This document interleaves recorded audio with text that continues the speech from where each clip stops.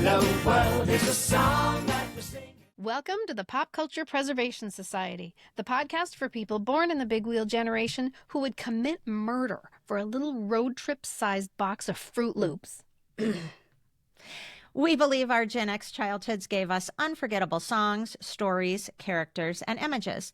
And if we don't talk about them, they'll disappear, like Marshall, Will, and Holly on a routine expedition.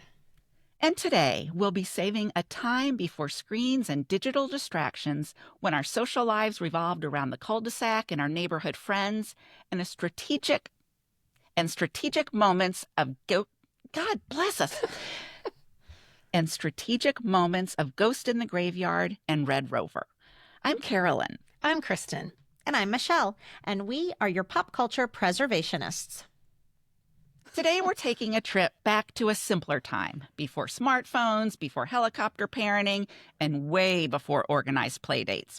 Today's episode, you guys, is all about neighborhood games, the ones we played in backyards and cul-de-sacs and empty lots, and often at night. Right?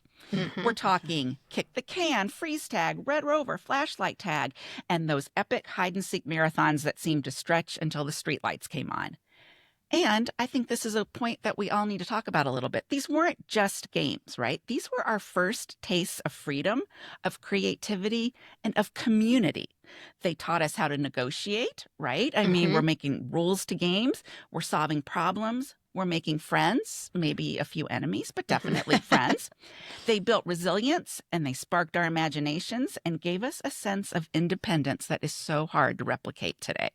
Mm-hmm. Absolutely. I mean, I think it is underestimated how much those experiences turned us into independent people and people who could get along with other kids. I mean, you didn't play with just your best friends in the backyard. You played with all the kids, whether you got along with them or not. You figured it out and you included everybody. I mean, until you didn't. And then that turned into some sort of neighborhood thing you had to figure out too. If somebody was excluded, now there was some kind of negotiation or coming together or teams or sides or whatever. It was like a little microcosm of life.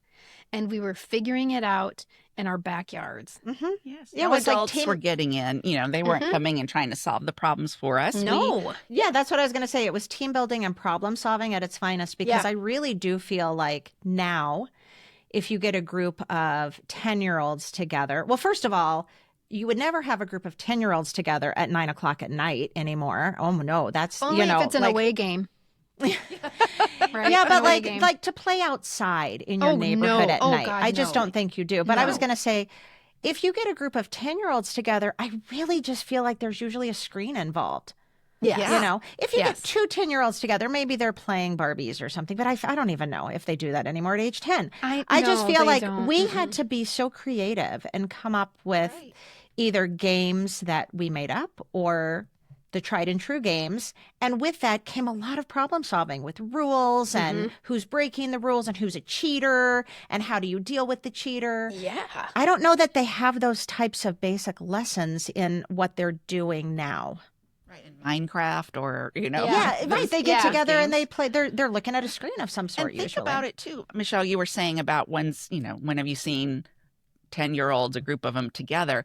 And also think about the neighborhood games that we played with, the age difference. I mean, we were maybe 10, but we were playing with some 8-year-olds and some 6-year-olds were probably in there, maybe some 12-year-olds. It was kind of, age was not as much of a factor. Like, you figured out how to play with the little kids and, maybe they got a little bit of a head start in kickball or whatever. And as a little sister, we were included. Yes, exactly. That's because the little brothers and sisters were included in our neighborhood games. Yeah. We all played together. So you're right. Yeah, I didn't think about that. That's a really good point. I think that the biggest difference here between our childhoods and today's childhoods is the level of prescription.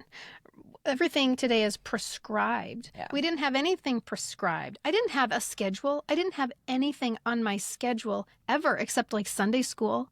That was it. And I did a little experiment this year. I was teaching a class. You've heard me talk about this before. I was teaching a class for 4th and 5th graders on creative journaling inspired by Taylor Swift. And I just wanted to get a sense from them of how busy they were and what their lives were like. And so I had them come up to the board and write down their schedule. I just said that. I just want you to write your schedule down. And every single person literally had, on Monday, I have this. On Tuesday, I have this. Every single day. And sometimes it was to the point of, on Friday, we have ice cream. But every kid had more than one sport and some tutoring and some therapy and some enrichment activities. I would guess each kid had probably 5 things they were signed up for. And where in that is there any room for their own decision-making or their own creativity? Michelle, you said this was so creative. Yeah, we were making up shit. We were making up our own shit. All of this is prescribed. When you go to an enrichment activity, there's a teacher that's telling you what to do, even if they do it under the cloak of creativity and do whatever you want. But no, mom signed you up.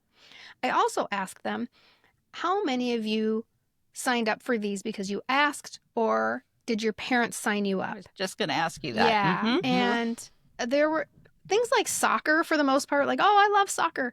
But most everything else, they said, oh, my mom signed me up.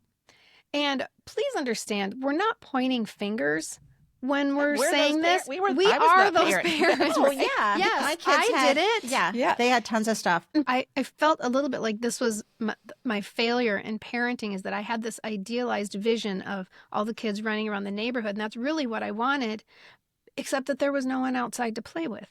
We had tons of kids. They weren't home. That's a good point. Solve that by signing them up for something. So here's a phrase that is not in anyone's vocabulary anymore. Is Stephanie home? Nobody says that anymore. Can Stephanie play? Can Stephanie play? Yeah. Come out and play. Come out and play. Yes. Yes. It is gonna, never mind. I don't know. But that's a whole conversation. We could spin that out forever. I know. We sure could. We can lament that all day long. I just wonder, will the pendulum swing back eventually? Will it swing back? I don't think so. I don't know about this pendulum. That ship may have sailed. Maybe. Maybe. Unless there's a concerted effort by an entire society to do it. But soon we won't have people who remember that anymore. Soon the parents will be the people who had the prescribed childhood. And so either they won't have any model or they will yearn for something different. Okay, now I'm being optimistic. I just think that, you know how we always have that joke, that old saying of like, oh, yeah, my grandma would say, I had to walk 3 miles in the snow to school with no shoes. We're going to be the grandparents saying to our grandkids, and listeners, we have a lot of listeners who already are grandparents, so tell us if we're right or wrong here, saying, back in my day, we used to just get sent outside to play, and we wouldn't come home till after the streetlights came. And sometimes you weren't allowed inside. You'd try and go in, and I'd be like, nope, you can't come back till dinner. I know, but that's going to be us. We're going to be the old people. And our stories are going to be, we used to have.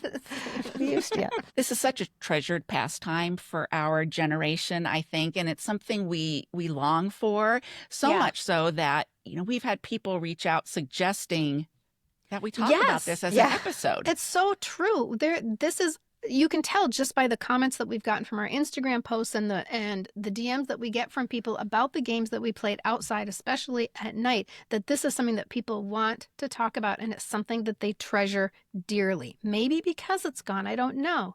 So a long time ago, at least 2 summers ago, we were eating outside. So I know it was at least in the summertime. My friend Tony dropped the word ghoul at dinner. I don't know if ghoul means anything to anybody, but ghoul being the bastardization of the word goal, we think. We're not actually sure. And ghoul could be used interchangeably with base. I had not considered the concept of base, the importance of base in your childhood for 45 years. And just the concept of base or ghoul led to a whole conversation at dinner about how we played outside in our neighborhoods when we were growing up.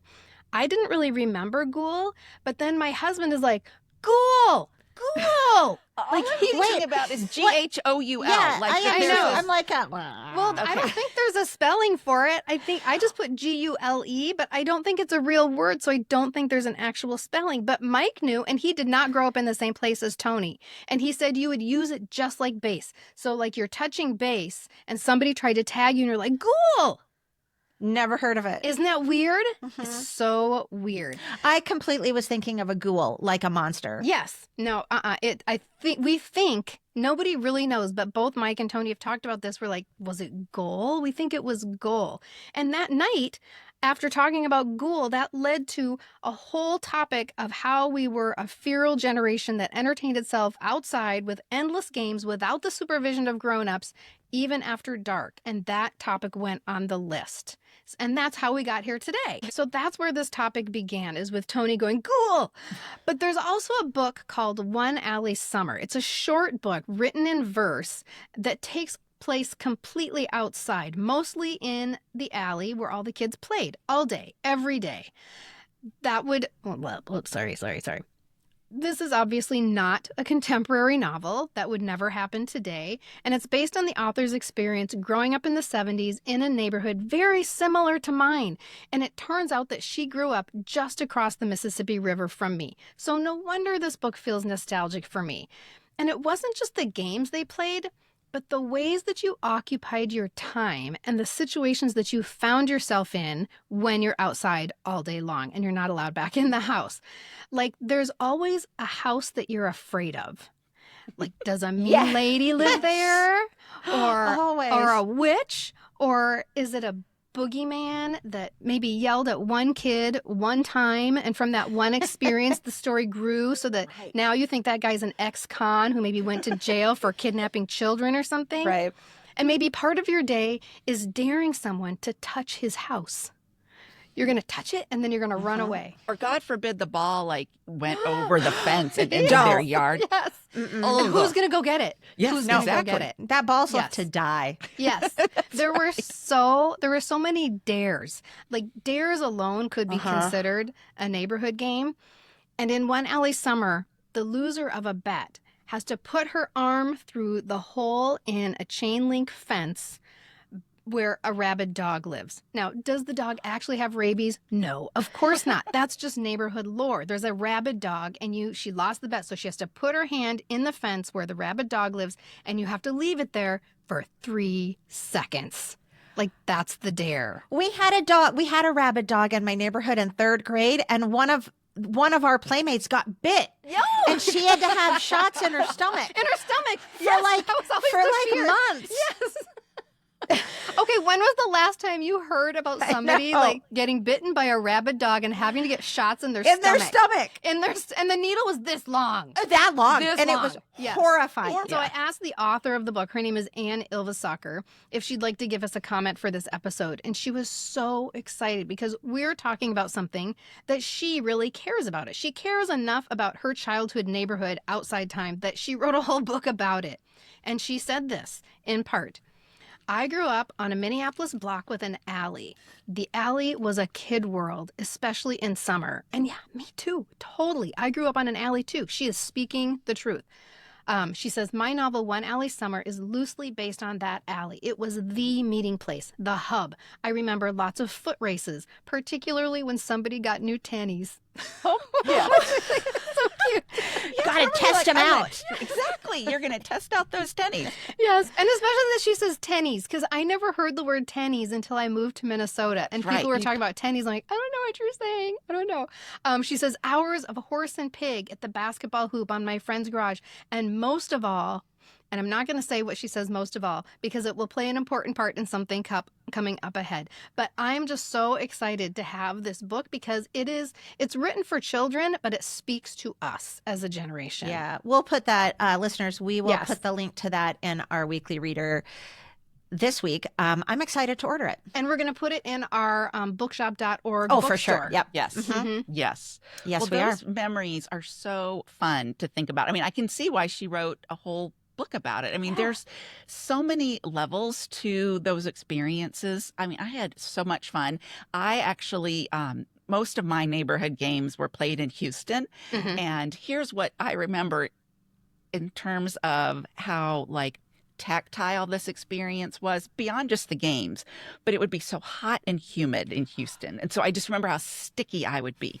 And on top of that, we had an awful case. I mean, in Houston, just mosquitoes were everywhere. So we also had to get doused with off before we went outside to play at night, because that's when the mosquitoes came out, was at night. And so you were sticky, and that smell of off. Yes. But now I think they have, deep wood scent and unscented. Well, there was just one scent. I remember it was it. off Yeah. scent. Yes. And it was just everywhere. And, Mom would say, close your eyes. And maybe I did. But, you were breathing that in. Yeah. And that reminded me then of the mosquito trucks. So I don't know if, Michelle, if you can relate to this, but there would be these big fumigator trucks that would come out right at dusk.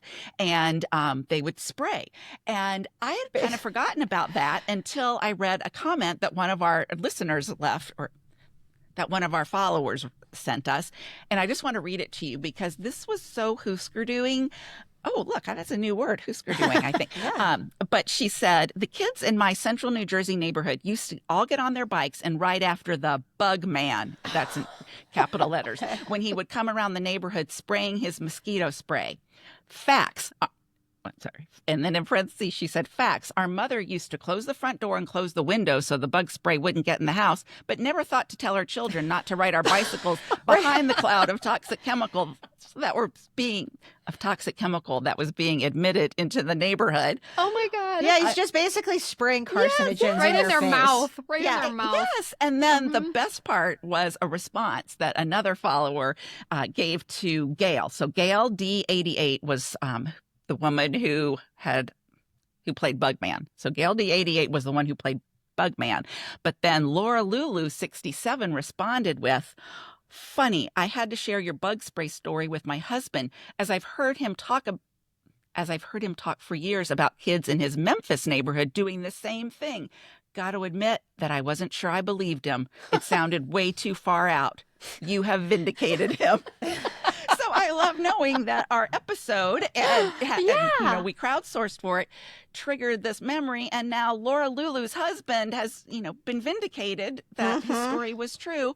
That yes, You're welcome. and I can, You're welcome. I can totally testify to that too. It was, I don't know what was so intriguing about it, and yet, looking back, like, oh my gosh, our parents didn't say, no, you can't go out till after the bug man goes by. I do remember basically getting dunked in off. Yeah. Yes. Basically like they would hold the top of my hair and just dunk me in a, no sunscreen ever. No sunscreen, just bug spray. Oh my God. No, I had, third degree burns on my shoulders, basically. Yes. And nobody cared. I just remember for me, yes, all the games that we're about to talk about on this list, I think that most of them I played at one point or the other. But for me, make-believe games were my jam. That was where I was at. And even my earliest memories when I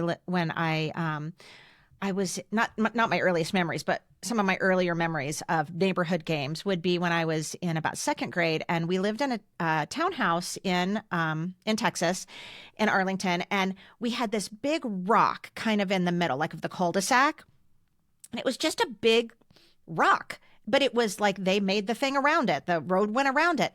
And we called it Elephant because it was supposed to be like an elephant, and it was Elephant. And we climbed it, and it was like, who could ever get to the top of Elephant? And it was like, basically it was like, in my memory, it was, 50 feet high. And and I could try, and I knew where to put my fingers. It was like our 1975 version of, rock climbing, right? The rock vertical wall. endeavors. But we had so much fun playing different games. Like all the neighborhood kids would gather at Elephant. My sister recently went back there, and she sent me a picture. Elephant is still there in the neighborhood because it's a rock.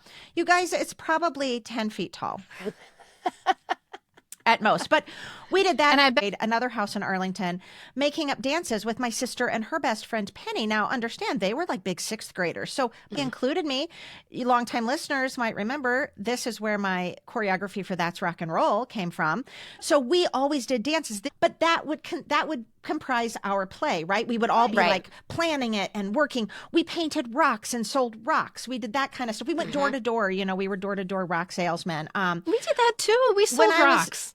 Did you really? Yes. I think we sold like 2. We probably spent knocking on doors and sold 2 rocks. My sister just reminded me recently that when I lived in Ridgefield, Washington. So you have make-believe games, but then there are also made-up games. And we had one that we called NIMBY. So this is not based on a movie or a TV show or a book. This is a game. Yeah.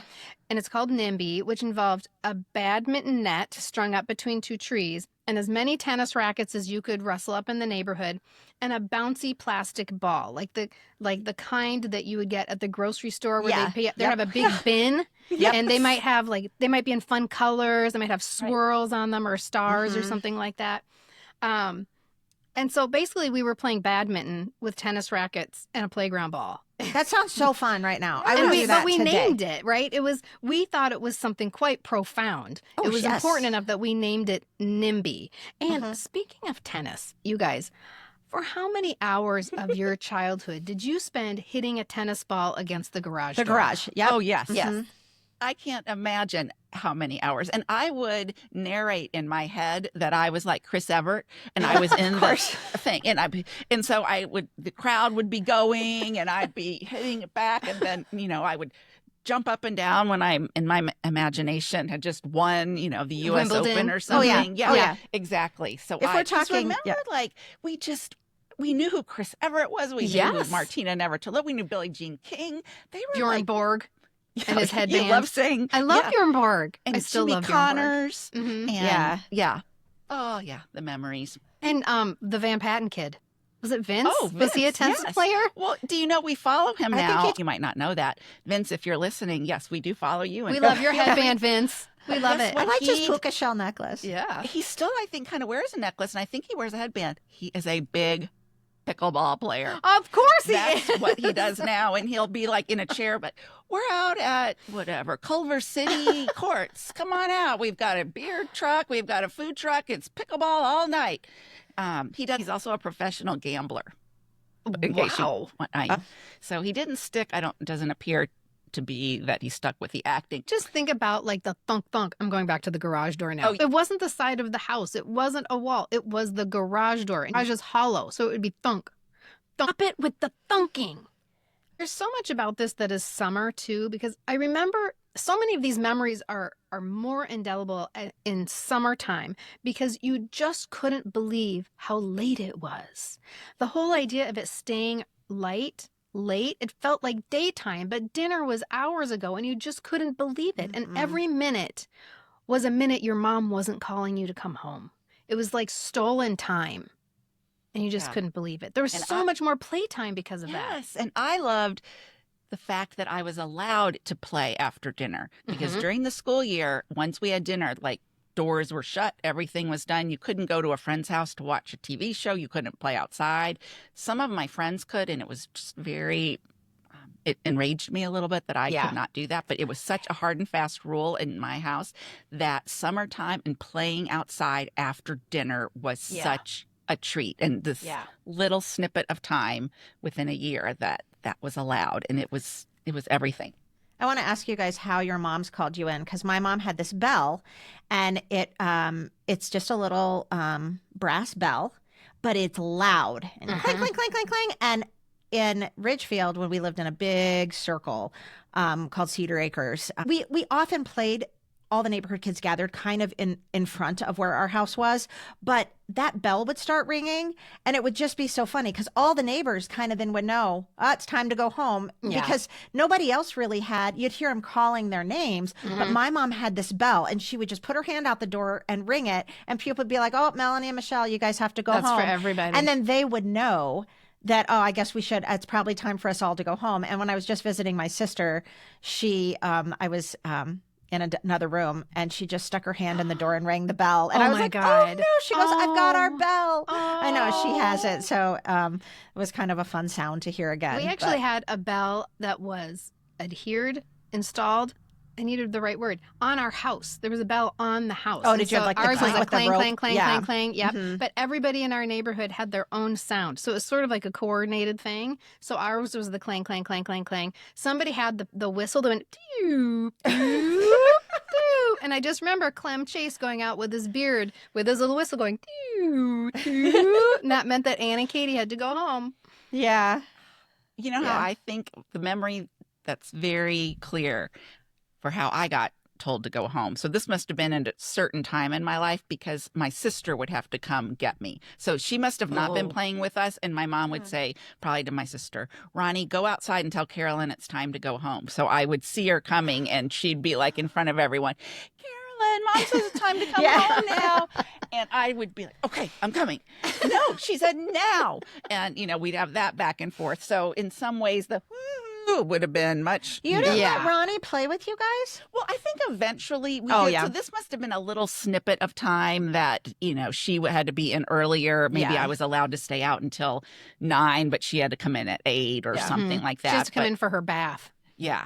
Probably. Because now I'm thinking, I hope we took baths after those nights of being doused. No. We didn't. Then we just got in our sheets. With your I'm probably still protected against mosquitoes to this day for how much off I absorbed. And nobody said a word. I remember getting in bed and like getting a whiff of Deep Woods Off when I would like pull the covers over me. Well, as you can imagine, when we asked our listeners and our followers to tell us what their favorite neighborhood games were, we got a ton, and I mean a ton of comments, hundreds. Okay, you guys. So this obviously meant a lot to a lot of us. And it was so fun reading the comments because, again, stuff that we thought we were the only person in the world, or our little neighborhood was the only place that they played NIMBY. And then all of a sudden someone's like, we played NIMBY in Arkansas. Yeah. That's not what happened, people, but it's like that. People just thought they were the only ones. And so I loved coming across those moments, kind of like the bug man, that these people are like, oh my gosh, me too. And I just it's just another example of how we had a shared childhood, even if we didn't live in the same house or the same city or the same region of the country. We still had a shared childhood. Yes. And so we took all those comments, and guess what, you guys? Carolyn did the math. Ooh. So I know it's a little scary. I would not bet my life on these results, but I bet pretty close. Were there any ties? Oh, there are a couple ties. Oh, good. Okay. Always ties. We're going to count down the top 10 Pop Culture Preservation Society neighborhood games from the Gen X era. Da-da-da-da-da. At number 10, we have a tie. Yes, a tie. Yes, of course, yeah. Okay. Let's hear it for the tie. A tie between flashlight tag and kickball. Okay, those were tied. I just wonder where you have enough room in a neighborhood. I guess if you have like a field nearby or something, that's where you'd play kickball. The street. A cul-de-sac, of course. Car. Yeah. And then you all had to spread. So, and you have to move the ghoul if you're playing hockey. Yes, that's true. But I remember a light post would be like first base because that would be, and then you'd have something for second, and then there'd be like a mailbox for third, and you'd have something for home. But and if you lived in a new neighborhood, like I did several times, where I had a new house, and next door to me was a vacant lot. Yes, where a house had not gone up yet. Vacant lots, so great. But what was funny was I hadn't even thought about the yelling car thing. Probably in. I don't know, last time I yelled car, probably 40-something years ago. It'd be more than that. No, it'd be more than that. 50-something years ago, whatever. But Kristin Schwark, one of our followers, said, we lived on a cul-de-sac, so we could play softball, kickball in the court, and we had bases set up and would yell, car at the top of our lungs should someone pull into the court, and we'd scatter like cockroaches exposed to light.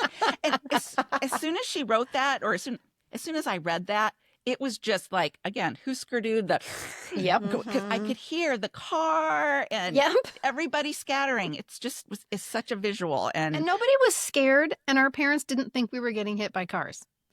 Whereas now, if you get in a parking lot, I don't know. Everyone is so afraid. Yeah, including me.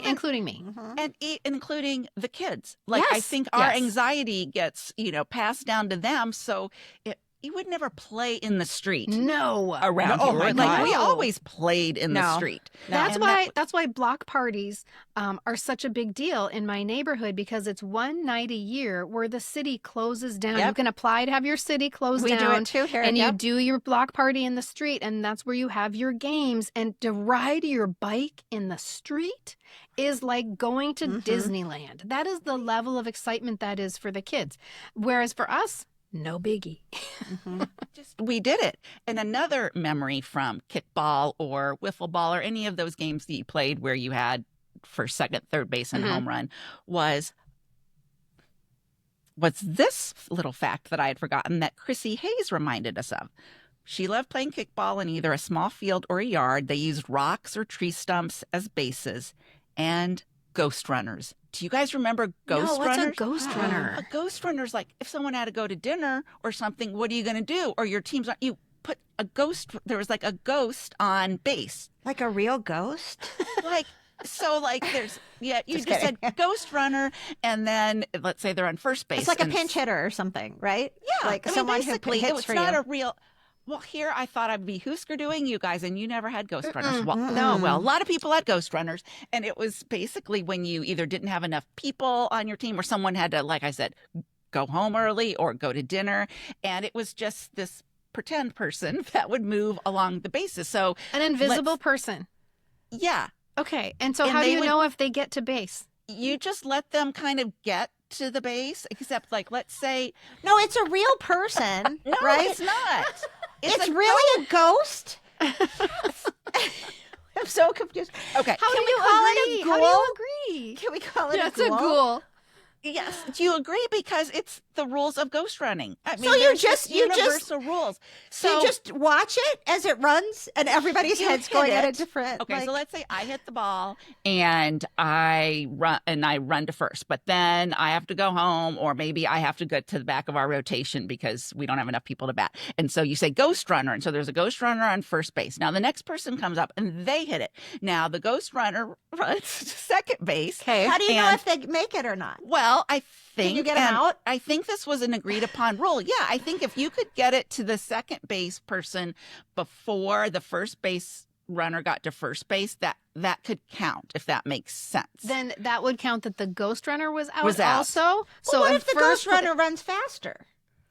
Well, you know what? You had to negotiate. This How do is you when know all how of those fast things... a ghost runs? Yeah.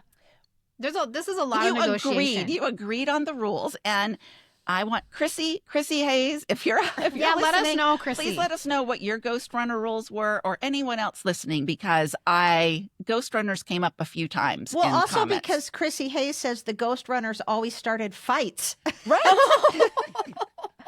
So that makes sense, because I would be going, no way, our ghost is safe. And the other team would be like, no, I got your ghost out. And I'd be like, prove it.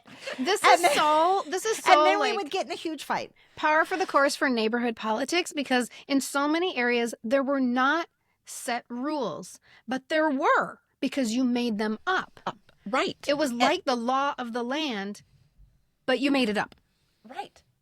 And God forbid you go and play neighborhood games in a friend's neighborhood, like you're doing a sleepover, and they don't play by the same rules, and you have to explain, like, well, this is how we do it. Well, that's not how we do it here. And more negotiating. Vary by neighborhood. It's like going to a foreign land. Yes, it really was. So those were fun memories for me, was the yelling car, and ghost runners. And then flashlight tag was our other tie at number 10. And much like a lot of just tag in general, like flashlight tag, obviously a particular one. Did you guys play flashlight tag? Yes. But I never knew. I didn't really know what I was doing, but I ran around a lot. Well, it's like you tagged, but by shining a light on someone. So you didn't have to actually physically touch them like you would in maybe some of the other tag games we played. I feel like that one started a lot of fights too, though, because it's like, it just didn't my touch shoe me. it up. You know, you always had those kids in the neighborhood that would never, ever, ever like succumb to being tagged. Never. Never. No. There was always an excuse. Yeah, there was exactly. There was always an excuse, and you yes. Or did you ever have those kids if they were losing the game, they'd be like, "You want to start over?" Oh yes. Yep. No, I'm not starting over just because you're losing. No. Oh yeah. Oh my gosh. Moving on in our countdown, in the number 9 position, I fought Carolyn for this one because originally she gave me a different game. And I'm like, no, I need this one because this was my favorite game. I loved it so much. In our number 9 position is statues, or as we called it, statue maker. We made statue maker. I think I loved statue maker because it was a little bit theatrical. It was a little bit physical. It was a little bit harrowing, a little scary, and it was always hilarious. And if you don't remember Statue Maker, here is how it's played. It's complicated. Everybody just stick with me. So one person is the statue maker, one person is the buyer, and everybody else gets to be a statue.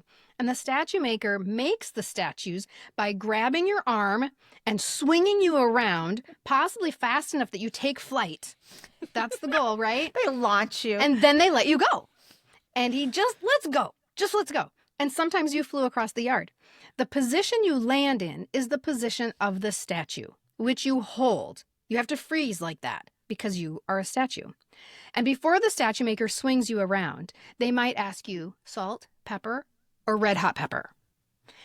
This was the speed at which, you should see Carolyn's face right now.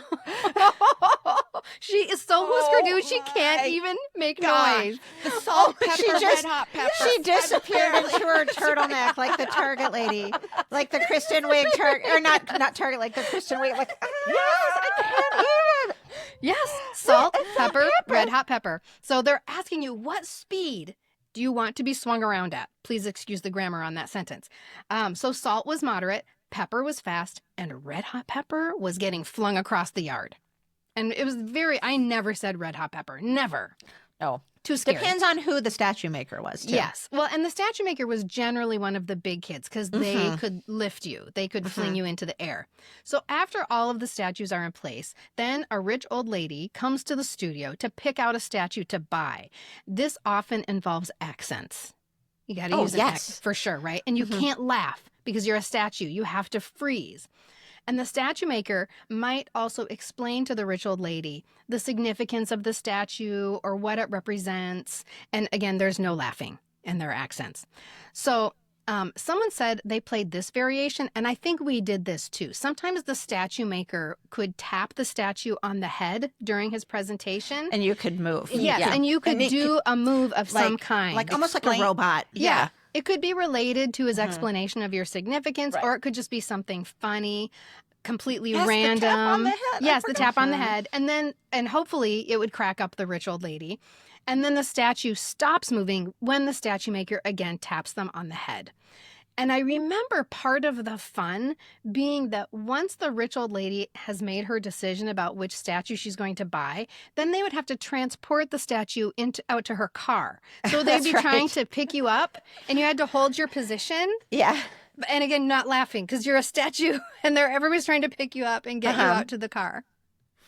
I remember we would one variation we had on this game was, and I feel like this was more than this, that we did it more like this. If we didn't have a statue maker that could swing you, they could just walk, like say, Kristin, you're a statue and I'm the statue maker. I could just walk up to you and grab your arms and be like, lay down. And I could put you in the position that I thought was hilarious. Like I might have like one of your legs in the air and one bent and one hand on your head. And so we did that a lot because I feel like maybe more often than not, it was like me and my girlfriends playing or something, and we couldn't swing each other around. You're not big enough to swing. But that game was like, that was a top request. I loved it. So fun. Oh, totally. And just that art dealer part. And you guys, think of all the different places we lived. Like, I know. It's so specific, like art dealers. And I can't even explain how amazing, I guess, and wild I think that whole thing is. It's just, theatrical. And you guys, you know what visual I just got when I was thinking about being swung around and then you kind of land is when you'd get those grass stain, like kind of scrapes on your knees, but they were green because you had like kind of skidded through the grass. And so you weren't necessarily bleeding, but there were a bunch of scratches, and your knees were green. Yeah, your knees were green. That's green knees. When's the last time our kids had, I don't know that my kids have ever had green knees. I don't know that Liam has ever had a green knee. I don't think so. I really don't. And know how many people, okay, listeners, let us know if you ever broke a bone playing Statue Maker. I want to know. I mean, you could take flight. I feel like that might be a reason I was like, no, could we just play the one where you mold me into a statue? Scary. Because you could really get launched. Listeners, raise your hands if you ever broke a bone playing Statue Maker. Well, I can tell you we have at least one listener who broke a bone. Pam Binkowski told us that it's what she said. She basically said that she played swinging statues all the time until a teenage girl swung me and broke both bones in my arm, and I was probably 5 at the time. Two broken bones. Oh, no. I know. And I love that she calls it swinging statues, too. Yeah, I feel like that might be what we called it. That sounds familiar now more than Statue Maker. Also, don't you know that not only does Pam have a memory of that, you know that teenage girl's never forgotten that either. Somebody broke someone's arm. And Kimberly Lynn, another follower, responded to Pam's comment. And this is, again, what I love. She has in all caps, OMG, I thought me and my cousins made up swinging statues. It was an actual game. Here we are, all three of us going, we got it. Yeah. Swinging statues. Yes, that's swinging 100% statues. what we called it. Yep. Yes. Yep. So fun, but yet dangerous. But Yeah, we super lived to dangerous. tell the tale. Oh my God. And nobody cared. Well, coming in at number 8 is, like I just told you a minute ago, these were my kind of games. Coming in at number 8 specifically is Charlie's Angels. Specifically Charlie's Angels. Specifically Not TV Charlie's games, Angels. Charlie's. Okay, No, that's I could not significant. believe the amount of people that said Charlie's Angels. Wow. As the official tallier of these votes, you guys, because I thought that I was maybe the only one who played it until, of course, we had our episode where we talked about Charlie's Angels. We all and played you it. guys did. Yes. But then, even then, I thought, well, we're who we are, and we have this podcast. Right. It's a little different. So I thought maybe it was just the 3 of us, maybe a few more. It comes in at number 8, people. It does, I couldn't believe it. Wow. Yeah, so any type of and yes, I'm going to share with you some very Charlie's Angels specific comments in 1 second, but I wanted to share that some of the other TV inspired games that people did mention included Emergency. God, that would be a fun one to play though, right? Yeah. And of course, Land of the Lost. And we all talked about that when we talked with Wesley Ure. Just run. Look behind you and run. Yeah, we Mel's Diner. That's so funny. Come on. Like, how fun is that? I would just always be like Vera exploding the straws, you know. Battlestar Galactica, Nancy Drew, and this last one, my sister and I played all the time, Little House on the Prairie. Oh, we played that all the time. Yes. Yeah. A couple of our listeners commented with more performance-based approach. Jen Wittes said, performing Grease. Of course, we can't neglect to mention that because that is something I know the 3 of us all did, and probably 90% of our listeners. And another follower commented, Donnie and Marie. And I believe Kristin had a good story in our Donnie and Marie episode about that. But yeah, we used to play that all the time. I would like to be, I think I took all the roles on. I was also the Ice Angels. Yep. And then I was Donnie and Marie. Yep. And I will say that, you know, we're talking about neighborhood games a lot, but I don't think we should neglect to mention that. Yeah, so I don't want to forget to include people that might have lived not in a neighborhood, right? You had a lot of people that lived out in rural areas, and so you just really you played with your siblings. You played with your siblings. That does mean you played a lot of make believe. Yeah. And even though Charlie's Angels, you have 3, that doesn't mean 2 people can't cover. Ghost Runner. Yeah, I was going to say Ghost Runner. Ghost Angel. It's a Ghost Angel. Ghost Angel. Ghost Bosley. Ghost Yes, Bosley. totally. Ghost Charlie. So I want to share some of the really fun comments we got. Erica Johnson says, my cousins and I played Charlie's Angels, pretending to catch bad guys and use guns. I was always Sabrina by default because they would fight over who would be Kelly or Jill. Always. You know, Sabrina, come on. I know. It seems like I want to be Sabrina. Right. It seems like people didn't want to be It's Sabrina always as third much. choice. Story of my And life. our friend Shane, 87 Ragged Tiger, says Charlie's Angels. I was always Bosley. But then he makes sure to have like a footnote that says, while secretly seething with envy, I could ride the skateboard better than any of those girls. But because he was the boy, he had to be Bosley. Yeah. Mm-hmm. Susan Caraway Strickland says, my friends and I also played Charlie's Angels. We would make up a case and then would hide behind the trees and run around the yard to catch whoever was the designated bad guy. So basically a little bit of hide and seek plus tag. Being the bad guy was fun. We always had to have a long distance discussion over who was which angel. And of course, we did the stance with the guns. Yep. Mm-hmm. The pose. Yeah. Did you guys, you said you always wanted to be Sabrina and Carolyn, if I remember correctly, you were Kelly. She wanted to be Kelly. You wanted to be Kelly. Yes. That's right. Yeah, that's right. I had to be Farrah. Or you not had Farrah. Poor Jill. you. Oh, poor Carol. I didn't want to be. I didn't want to be Jill. But yeah, I bet there was always like some sort of negotiation involved, right? Mm-hmm. Oh, with Charlie's Angels, I mean, I think 50% of the game was the negotiation that came first of who was going to be who, because everyone had their favorites. And if you could still be friends after that negotiation Well, was I over, then great. Say, you could but still was play there the game. even a negotiation? There wasn't in my neighborhood. Yeah, you it were was told. Like, yeah, that's exactly right. Well, and Kelly then, had to be Kelly, right? Wasn't your neighbor named Yes, Kelly? that's right. That's right. End of discussion. My Good sister memory. always wanted to be Sabrina. My sister even had a poster of Sabrina, like Kate Jackson as Sabrina. Bree. You guys can picture it. She's wearing like a white vest Yes. and white pants Yes. and like the pointy collar, and she kind of has the little page boy shag. Yeah. My sister had that poster in her room. She loved I want that poster Kate Jackson. now. I know. I always wanted to be Kelly because I had longer hair. Okay, and then some other comments about other make-believe games that we just loved. Honey West 1117 says, we played Mel's Diner and cooked food for each other using dirt, rocks, and hose water. You guys, that's so pure. Mud pies. It is. Yes. The Love hose. that. That is pure summer fun. Yeah, it is. Making mud pies, with the little twigs and the grass you would put on for like the topping. Laura Lulu, 67, says, mandatory concerts performed on back porches for our hapless family members to such classics as Don't Cry Out Loud. Can you imagine the emotion they put into that one? Oh, my God. And the night the lights went out in Georgia. Dramatic. So I don't know about you dramatic. guys, but when my own kids would put on these shows for us, we would always be like, okay, hold on, we have to go get a bottle of wine because there was no way we could get through those without And they a never drink. end. They Never ending. Because you never planned an ending. And I remember my parents would be like, they'd start to clap. Like they were just telling us, like, oh, it's over. It's over now. We're like, exactly. No, we're not done. Oh, No. yes, it is. Yes, it is. Clapping. Mm-hmm. We did that too. I read a comment from one of our followers, Bianca Quill Hair Studio. Whoa. I know. Bianca, are you a hairdresser? I'm not sure. But anyway, she said, we played Kiss, okay, in Yes. quotation marks. But is this the kind of Kiss you played?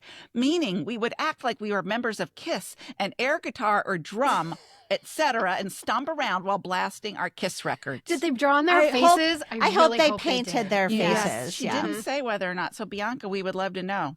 Yes, did you Yeah. go I don't all know. out with the They took with the mom's makeup and they put they put Kiss makeup Yeah. on. And then they got in trouble because they didn't ask to use mom's makeup. Right. Yeah, you used all I'm her making black up the whole eyeliner story. to make your cat whiskers. Yep. Okay, Makeup Whisperer. I love this comment so much. I remember playing Donnie and Marie in my driveway. I was Marie, and my brother's inflatable Weeble-like punching bag was Donnie. Oh, I know. They're like, I had a Bozo the Clown one. Yeah. Yes, and you'd hit it. same. We had a Batman one, and I just got Husker Dude remembering that I would play maybe that it was also Donnie, but in a different way. Oh, My bedroom. I was Carolyn. not playing Donnie Getting and Marie's the creative. show. I kissed that thing. Good for Yeah. you. It would lay, but it never could lay flat. Wait, you're lying down? I tried sometimes, but it would just flip up. She's learning not just how to kiss, but how to make out. Carolyn is practicing making out, lying down with Batman. Yeah, but it didn't lie down, so it was hard. Because they pop right up. Yes. But I just She was getting early lessons of another kind. Yes, that's right. Oh my my gosh. God. And Love that. LMA 114 says we would have a parade every Saturday with bike tricks, baton twirling, and a record player. And that just reminded me of our neighborhood talent shows too. Yeah. I love that. that was one of the places to show our baton twirling skills. Yeah, where else are you going to do it? I don't know. I know. And if you're little Michelle, where else are you going to do your magic tricks? Oh, in a parade. Oh, well, I did them in that. I mean, we did them in like it wasn't actually a parade, but I did also twirl the baton, so I could have done that in a parade. A real parade. I actually did. Yes, I did twirl a baton in a real parade. I've posted video of that special. You have? Maybe it's time to post that again. I love that. I've shared this before in an episode. I can't remember which one.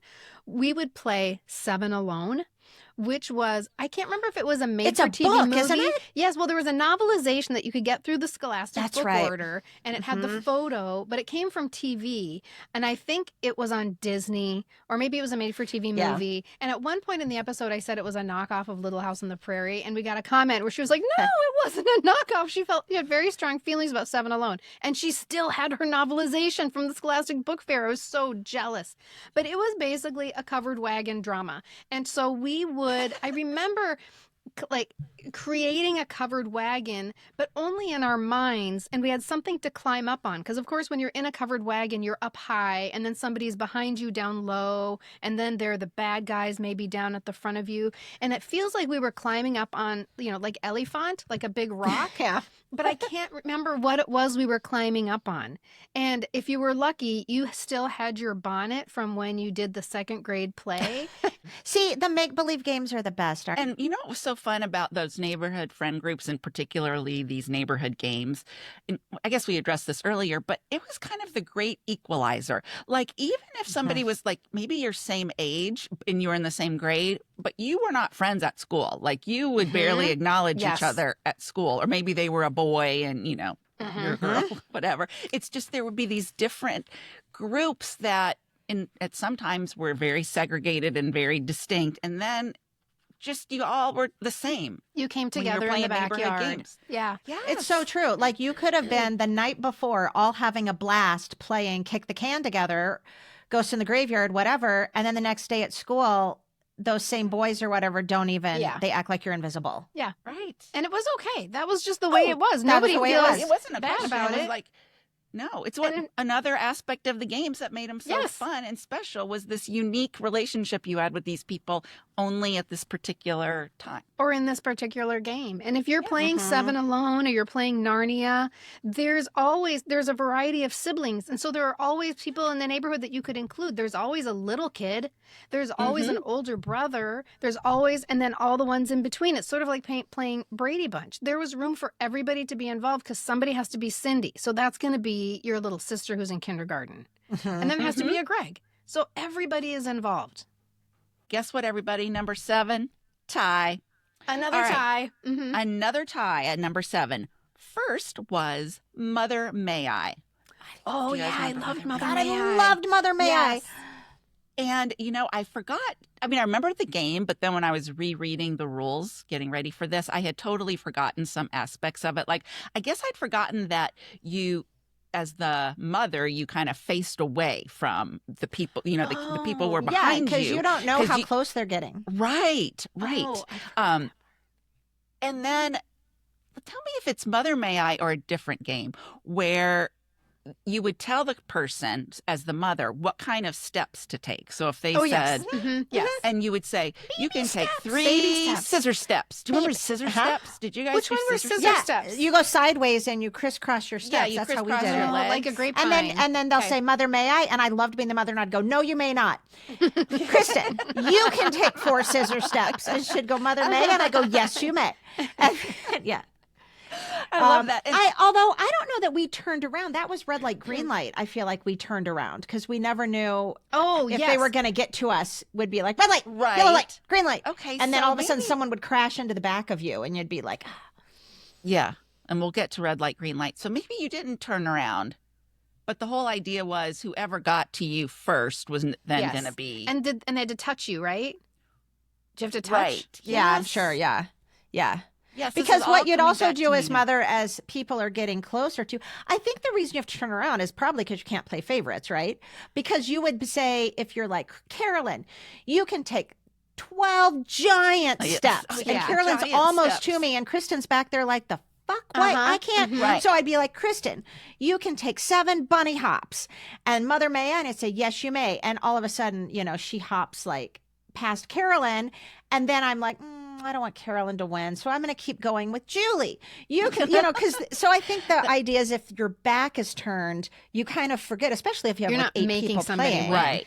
Yeah, you can't see who's closest to you. And wasn't it kind of like if you didn't say Mother, may I, and you started to do go the back to steps, the you had to beginning. go all the way back. back. You go. Yep. Their steps, bunny hops, giant steps, baby crawls. You'd have to get down and crawl like a little baby, or you'd have backward steps, or you'd have we had jumping. Did you have jumping jacks? I think we had jumping probably jacks. Yeah. I all loved of it. This It was so fun. It's all coming back to me now. I did find this interesting, and I would love to know if other followers had this experience, but our friend Doris shared that they didn't call it Mother May I, they called it Captain May I. Oh, yeah, I've heard Captain May I. No, I don't know that. Although I played Mother May I, but I've heard Captain May I. So maybe in somebody else's neighborhood or something. I kind of like the idea of Captain May I. Like, it's not... I like it's a little alliteration, less though. Sexist. Yeah. Yeah. That's true. All right. Then we have Ghost in the Graveyard is our other game coming in at number 7. Did you guys play Ghost in the Graveyard? I wanted to so badly. I really, really wanted to. I would play it today. Every Halloween, I say it to either my husband or my child, who will go to the graveyard with me. And nobody cares. Nobody will go to the graveyard with me. I'm sorry. Thank you know what? Our follower, Jenny Seek, not only did she play Ghosts in the Graveyard, she did it in the actual local cemetery. Yes. Can you imagine? Yes. That's what I no, want. I would never. Oh, no, I would never do that. But my gosh. we did play it. Yeah. I'm kind of forgetting the rules. Is it basically just like hide and seek? It's kind of like, so you have a designated area, kind of like a home base. Maybe like you're yelling ghoul, because if they, you're trying to touch it and they're like, base. And you have to return to it before getting tagged by the ghost. So there's somebody that is the ghost, and then then there are ghost hunters. So I think you're trying to find the ghost, but you don't want him to tag you before you reach the safe zone. Does that make sense? So you reach base.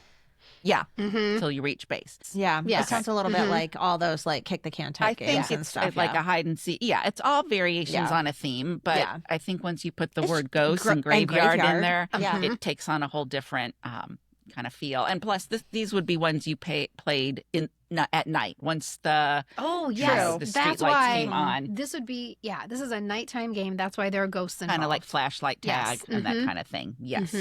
Okay, in our number 6 spot. This is so old school, I can hardly stand it, but it also makes me super happy. The 6th most popular neighborhood game in the PCPS Top 10 Countdown is Hopscotch. So simple, so basic, but you guys, I'll be honest, I never knew how to play Hopscotch. Not that I played it. I definitely played it. I did not know what I was doing. It was like, hop, hop. Put your feet down, you throw a rock, throw a and rock, you got to pick the rock up. And then pick up the rock. On one foot. On one foot, 2 usually. foot, 2 feet, 1 foot. But I am basically I'm doing a dance. I don't know what the goal is. I don't know what I'm trying to do. And I think the most important part of Hopscotch was drawing the configuration on the sidewalk. That could take days, and you might never even get to the playing part, and that was fine. How long was your Hopscotch? You just got to make it pretty. Like a block. You got to make it pretty. And this is so depressing. So because I'm like, shit, I don't know how to play Hopscotch. So I Googled it, and this is what comes up. Hopscotch, a programming app for kids to learn to code. Oh. I know. I was so sad. So we, I just making a note for myself to get some sidewalk chalk next time I'm out, because we live in a neighborhood with, very lots, how do I even say that? Lots of foot traffic. Lots of foot traffic. Yeah. Lots of houses, lots of blocks, lots of kids. And so I was on a walk one time, like last summer, and I'm just walking along, and on the sidewalk in front of someone's house, they had just drawn a hopscotch thing. Maybe it was for their kids were playing it yesterday. I don't care because I'm walking my dog, and of course I see it. So I'm going to do the hopscotch. And I thought, I kind of love that idea, just in front of my house, just draw a hopscotch thing. So when people are on walks, adults too, you don't have the raw. You don't have to do it. You don't have to know the rules. Just hop. You can just do the 1 foot, 2 foot, 1 foot, 2 foot, 1 foot, 1 foot, 2 foot one. Whatever. You can make it however you want. And so I think let's all do that. Listeners, I love go get that some idea. chalk and just, if you live in a neighborhood, just draw a hopscotch. And just see how many people stop and do it. Just sit by your window and watch. That could be a Saturday afternoon. I'm going to see. I'm totally doing that. Yeah. I'm going to watch how many I'm going to people sit do on my it. front porch and I'm going to actually, you guys, you know what I'm going to do? I'm going to sit on my front porch a couple afternoons with my phone. But wouldn't it be interesting to take a tally?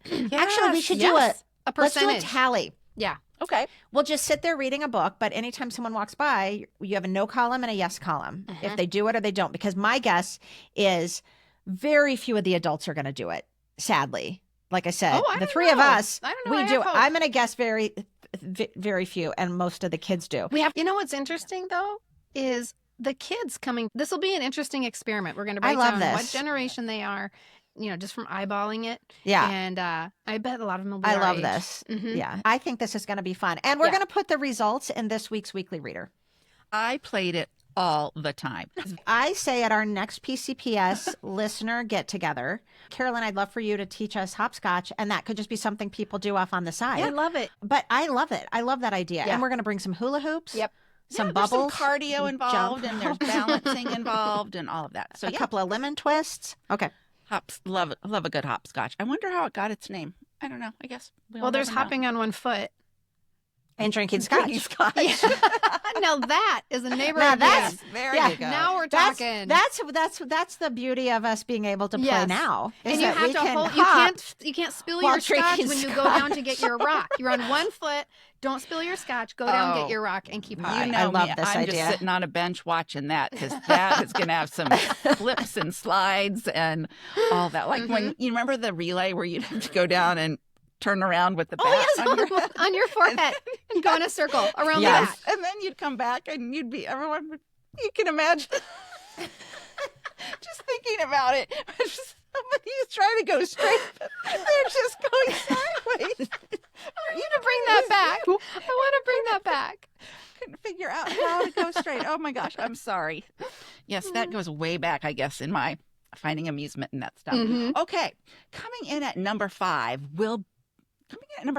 is red light, green light. Red light, green light, green light, yellow light.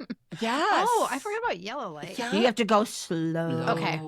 You have to walk slowly. Well, so I wanted to do a little history on where does this come from? Or is there an origin of red light, green light? And there were some different names of it, but the version that Grace, my daughter, is most familiar with, and the one that a lot of people are, would be the Korean version called the Magungwa Flower Has Bloomed. What? But you guys, the red light, green light was featured prominently in the Netflix series Squid Game. That's what the game is. Oh my God. As Grace explained to me, if you went when you weren't supposed to and that kind of thing, you got shot. I never watched Squid Game. That's what it is. I didn't watch it either. That's why it's so scary and awful, but it has a resurgence, I guess. I mean, that's how Grace shot kind of dead? knows. Yes, you die. Yes, and these aren't kids necessarily playing. Yeah, that's the game. The Magungwa Flower Has Bloomed. That's the Korean version. I don't know, but featured prominently in the Netflix series Squid Game. But we're not talking little kids playing and they're getting shot. These are adults playing the game. But I never watched Squid Game. Oh, good. Yeah, right. Well, then it's all right. People loved it. I know, and I remember all the controversy over it. But I never really got into it or listened or read about it. There was too much other stuff I needed to be paying attention to. And they died. You got shot. If you did green light when they said red light, you got shot dead? Yes. I'm sorry, I'm laughing because they're dead people. Yeah, there are dead people, and it really ruins the game, the childhood game now when we're talking about it. This isn't the same as just playing in Bobby Nagel's backyard, red light, green light, and then, getting in arguments when somebody, it's like, I didn't, It does ruin the game if somebody gets shot. Yeah. Oh, my God. Yeah, right. That's ruins it. That's over. It's over. Game over. Okay, well, coming in at number 4 is your just tried and true, everyone. Your basic hide and seek. Or hide and go seek. Did you guys do hide and go seek? Oh, hide and go seek. Hide and go seek is what we used to call it all the time, which is pretty self-explanatory, except, the game can end in one of several ways. The most common way of ending is the player who's chosen as it. Remember? Not it. You're it. Who's it? Locates all the players. The player found first is the loser, and then they have to be it the next game if you're found first, right? Mm-hmm. There's a variation where the player found last is the one who has to be it. I don't think that's a reward to be it. No. Right? Then I don't think so. I was like, I'm here. Exactly. And I'm it all the time. Now, there are, as we know, a lot of variations. We've already talked about flashlight tag. We're going to talk about another one later. But our favorite in our family was sardines. Did you guys ever play sardines? But I don't know greatest anything thing. about it. It's the greatest thing to play at like a slumber party or just now, like our age with your family. We played it with just our family of four. Each other? It's so fun. So basically, one person, the person who's it, goes and hides. So let's say, Kristin, you're it, and you go hide in the closet, right? Oh, I know it. Okay, and now everybody else starts looking for you, but you're silent. And if someone opens that closet door and sees you, they just quietly get in. They don't yell, I found her. They just quietly get in and hide with you. And then, so basically, if you're still running around the house looking, you're noticing, there's less and less family members running around the house. They've all found Kristin. Mm-hmm. And then eventually, when there's one person left, then you're like the loser. It's really fun. Okay. I wanted to research and try to find the origins of hide and go seek. But instead, I got sidetracked when I saw that from 2010 to 2017, there was a hide and seek world championship. It was an international competition that was held. The last one was in 2018. It was held annually in Consano, Italy, which is a ghost town. And it's basically the Italian version of hide and seek is called Nascondino. I don't know if I'm saying that correctly, but whatever.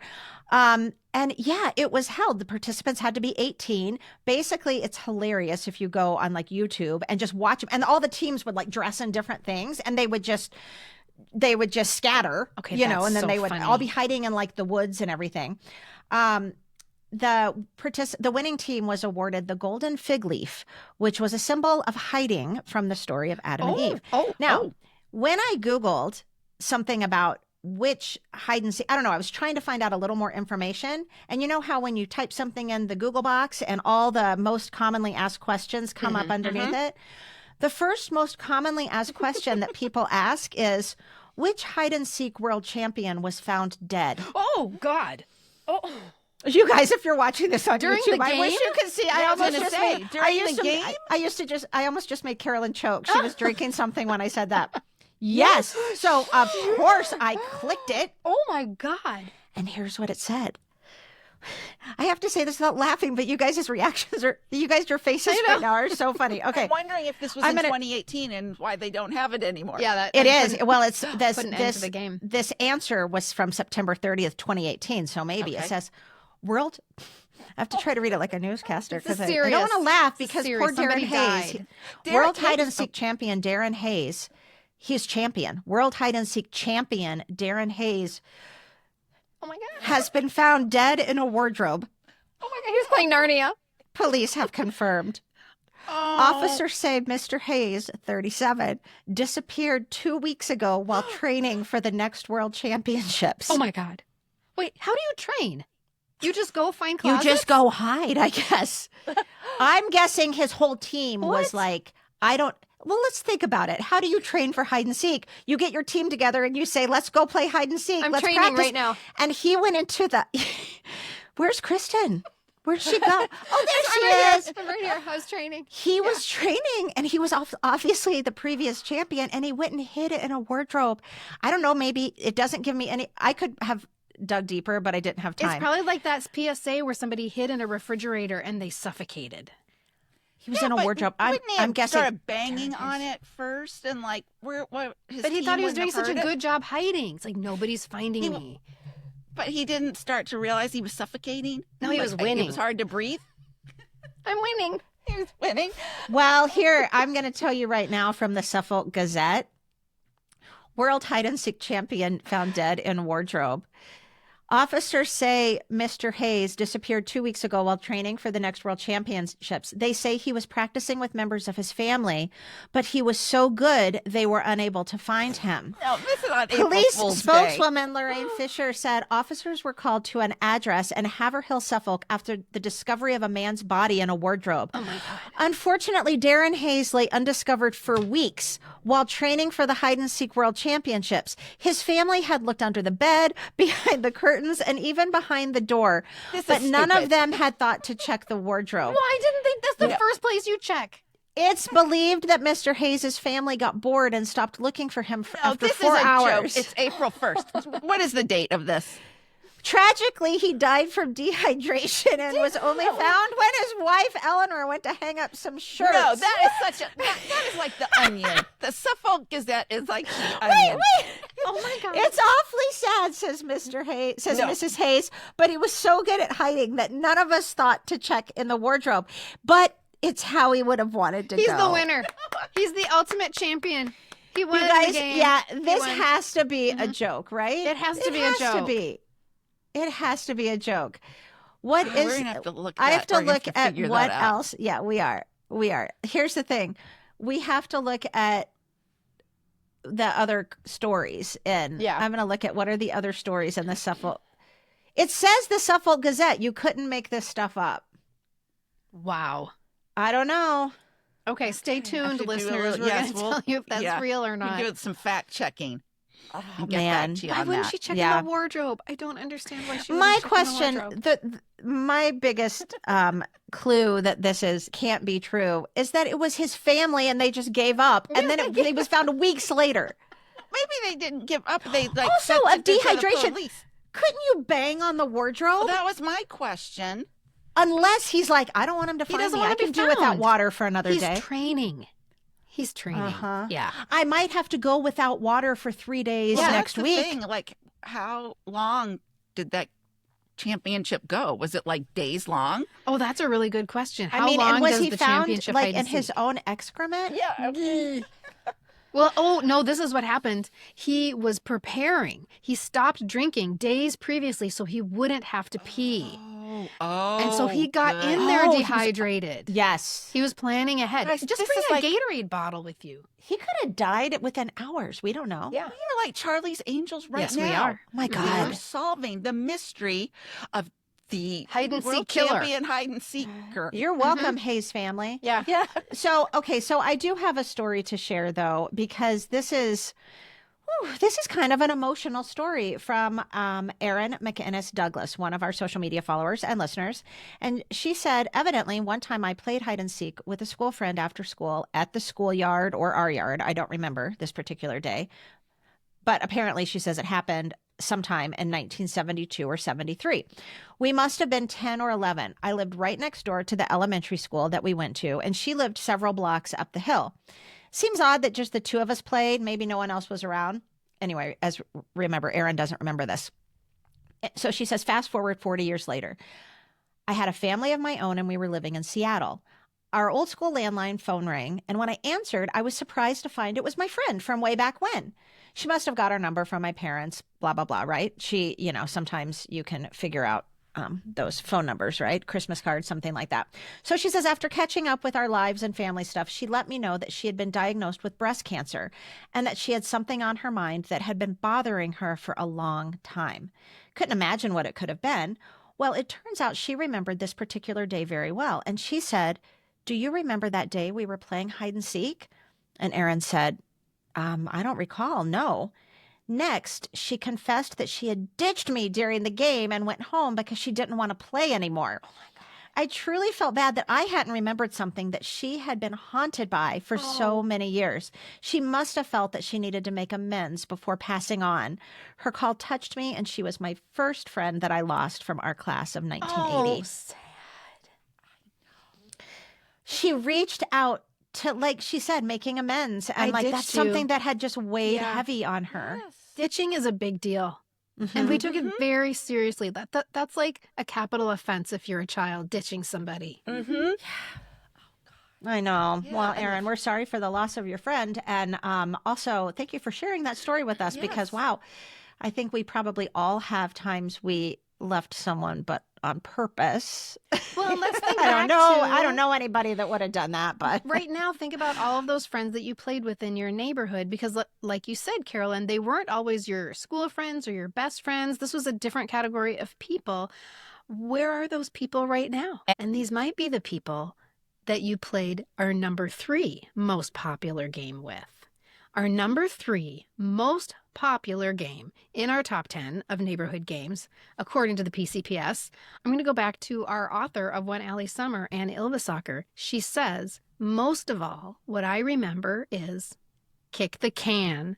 She says, I can't remember the rules exactly. And truthfully, I think there were a lot of games where there were no rules and you just made them up and you pretended, like I said, that was settled law. And she says, but it involved an empty soup can set upright in the middle of the alley.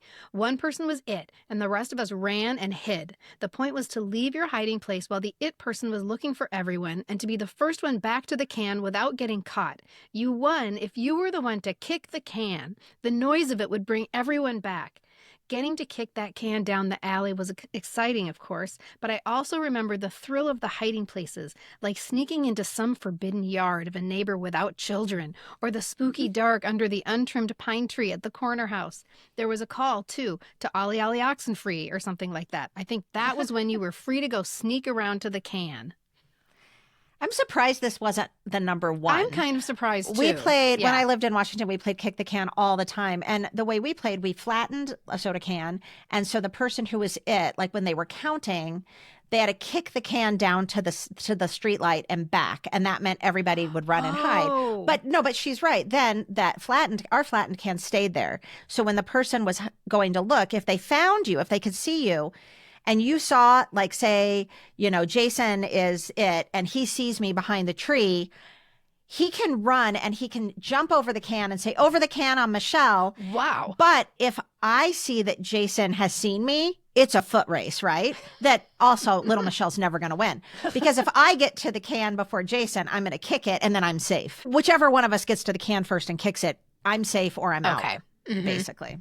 It was so fun. We loved it. We played it so many nights in the summer. Isn't that funny? I never knew how to play. I just pictured it was like Leave It to Beaver time. And I thought you just kicked the can down the alley. I just thought that's all it was. I never played that, but it was just always referred to, whether it was in a book or something like that. It was, and when I was asking Andy, did you play any neighborhood games? He said the only one he could remember was kick the can. Yeah. Isn't that interesting? And we never played it. Yeah, so can is like base. Okay. We didn't play kick the can, but we did play something we called shoe can, which was soda. Come on now, Kristin.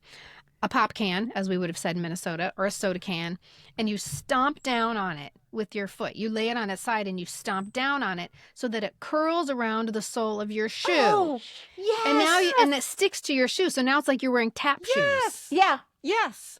I used to do that all the time when I'd squash our cans. Yeah. Mm-hmm. Gosh, and you know what? We didn't have like soda cans very often. I'm thinking I must have done that. Beer can. Oh, yeah, of course you did. Of course you did. I've gone around with like Schlitz or whatever, Pabst Blue Ribbon cans on my feet. Oh my God. I chugged it quick and then I put it on my foot. Yeah. But I remember that a year when the size of your foot was in that sweet spot where it fit so great in the can. Yes. The can just curled right around it. And those suckers were not coming off. And then do you remember how disappointed you were when your foot grew? No. And you're like, I can't do that anymore. So sad. Yeah, we love to clomp around and beer cans and I'm whatever. sure our parents just loved us clomping around. Yeah, exactly. Cans. All right. Coming in at number 2 is Red Rover. Red Rover. Send Kristin over. Oh my God. No, God, do you remember when it would be like send Jason right over, and Jason would make a beeline like for mine and Kristin's arms for little because Michelle, we were going to be the knew, weakest link, and it would hurt. Like a lot of times you would just like let go of your hands and let before they even got there. It would hurt. And I remember pairing up with Maura Jones, and she would hold my hand so tightly, and she would rub my knuckles together, and it was like the more painful it is, the better we were at the game. That's right. The tighter. Well, then that means you were really tight then. Oh my gosh. Yes. I never got through. Like they knew. The other team was like, yeah, we're asking for Michelle to run over first. Because I would like basically be skipping over. Twirling my baton. A couple of people mentioned like raising their arms right as the person got closer, so you would like you could clothesline them. The neck. Oh, Jesus! Oh my God! End up like Darren Hayes. Adam's apple. Yeah. Yes. Oh. End up like Darren Hayes dying while playing a neighborhood game. Oh gosh. Yes. Death by Red Rover. And so it was. Are you all ready for the number Yes, one neighborhood please. game as voted on, as determined by the followers of the Pop Culture Preservation Society? Drum roll, please. And that is Freezetag. Woohoo! Now, we've already mentioned several variations of tag. I loved all the variations of tag, even though I was always one of the its, right? Yeah. I could never keep it up with all the freezing. Like if I'm trying to unfreeze people, and usually I read a little bit about it. It said usually there was two people. I remember only having to play with one. And it's like shoveling your sidewalk while it's snowing. Or I'm freezing, and then everybody else is running around unfreezing.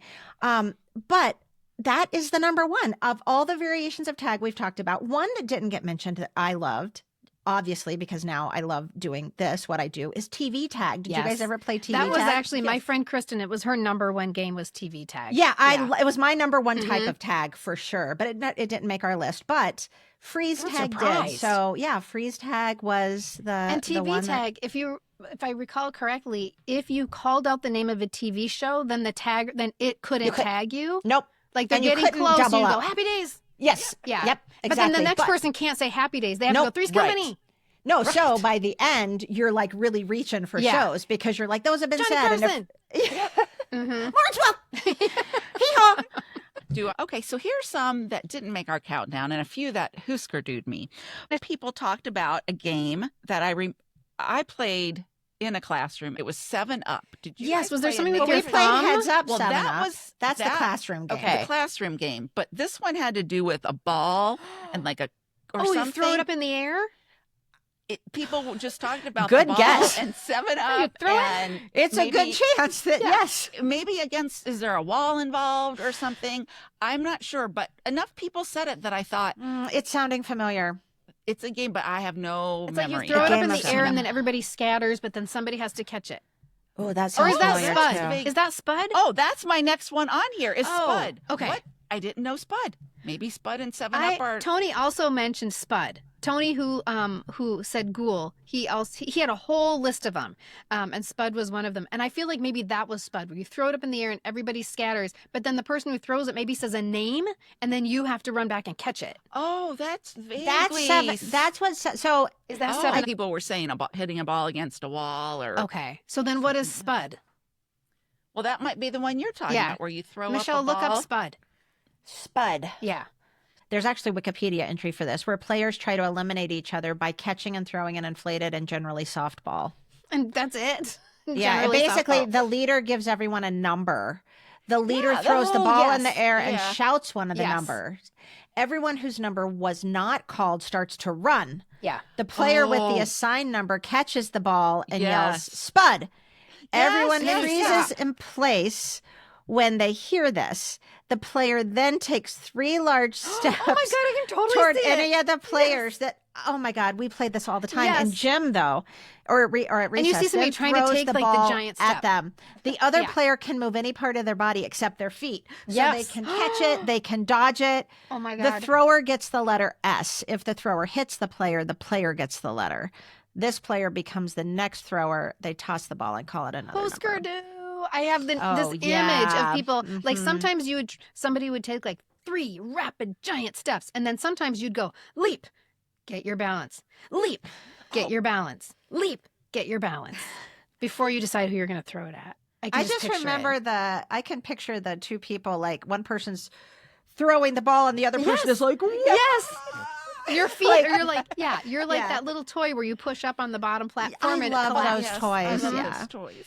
Oh, how fun. Okay, Yeah. Spud. Oh, yeah, that would be fun. Invite your friends over and play Spud. Mm-hmm. We'll add that to our list of Yes. fun things we do at our next PCPS. And then the gathering. other one that Tony mentioned, and this was a Husker-du moment for me too. I had to look it up, and once I looked it up, I was like, oh, of course, Annie over. Doesn't sound familiar? Okay, No. Annie over is when you have two teams on either side of usually it's like a garage, or it can be a fence, or it can be a hedge. And you before you throw the ball, you yell, Annie over. And then they have to catch the ball. And if they catch the ball, then they can run around the garage and throw the ball at other people on the team to get them out. Huh. Annie over. Never I hope played I that. said that right. I love that. Mm-hmm. I love that we are probably doing the wazoo out of so many of our listeners right now. Somebody's going, oh my God. So many of the things that we talk about on this podcast are now gone. They're things of the past and we miss them, but maybe the kids of today are like, no way, man, our way is better. And so, to each his own. And sometimes they're right, but this one might be different. This is absolutely not how childhood goes today, as we've discussed. I'm sure there are exceptions out there, and thank God for that. But for the most part, childhood does not look like this anymore.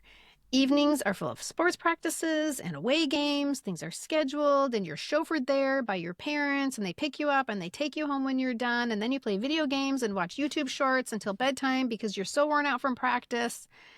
And some people would say that we, the neglected generation, missed out on important opportunities.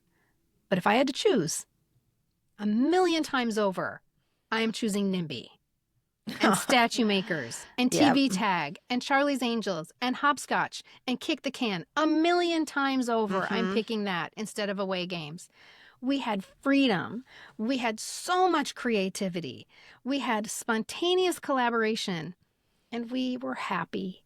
Thank you so much, and we will see you next time.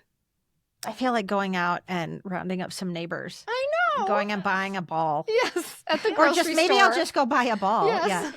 And today we are thanking these patrons: Nina, Lynn, Patty, Valerie, Rochelle, Mindy, Susan, Joanna, Carolyn. Oh, yes, Carolyn. Jen, Cindy, and Diane. Thanks so much to you and to all of our patrons. Yes, we so appreciate your support, and we appreciate when you share your love of the podcast with others. Share it with your friends, share it at work, share it with your family, share it on social media, share. Also, if you haven't yet, we would be so grateful if you would leave a review on whatever podcast platform you listen. That really helps us with that whole algorithm thing and more people seeing us. And then, of course, the more people that see us, the bigger our society gets and the more friends we have, and it's all good. Joy. So please do that right now. In the meantime, let's raise our glasses for a toast, courtesy of the cast of Three's Company. 2 good times. 2 happy days. To Little House on the Prairie. Cheers. Cheers.